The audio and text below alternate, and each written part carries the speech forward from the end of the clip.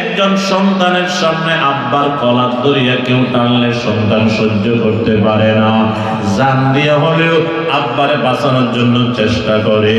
সন্তানকে নিয়ে যাইতে চাইলে কেউ কলারটা ধরিয়া টানিয়া আব্বা জান দিয়া হলে সন্তানকে বাঁচানোর চেষ্টা করে, কিন্তু আসল ময়দানে যে টানিয়া হেসড়াইয়া নিয়ে যাবে, সন্তান তাকায়া থাকবে, আব্বার দিয়ে তাকাইয়া থাকবে, কথা বলতে পারবে না, একটু বাঁচানোর চেষ্টাও করতে পারবে না।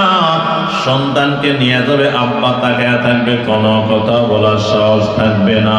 এই বাজানেরা নিয়ে কি একদিকে নিরাপদে পালায়া রাখবেন? বলে না না, একটা লাথি মারিয়া জাহান্নামের তলদেশে ফলাইয়া দিবে রে বাবা। ওই জাহান্নামটা কেমন হবে? মায়ার নবী বলেন, জাহান্নামের আগুন কি 1000 3000 নবে তাপ দিতে দিতে দিতে দিতে দিতে দিতে এত গরম করে ফেলবে, জাহান্নামের আগুনের কালার হয়ে যাবে কালো। এই কালো জাহান্নামের মারাত্মক তাপের এই আগুনের ভিতরে ফালাইয়া দিবে রে বাবা। এই জাহান্নামের ভিতরে জাহান্নামে পড়িয়া এবার চিৎকার দিয়া কান্না করবে আর বলবে, ও মালিক,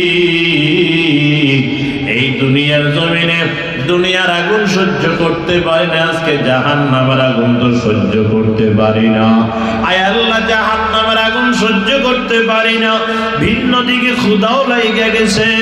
ও মালিক, খানা কই, খানার ব্যবস্থা করিয়া দেন। আল্লাহ পাক বলে, লাইসা লাহুম তাআমুন ইল্লা মিন দরি।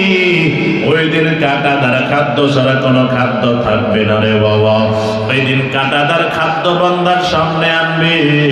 মায়ান নবী বলেন, জাহান্নামের খানার ভিতরে 3টা জিনিস থাকবে রে বাবা।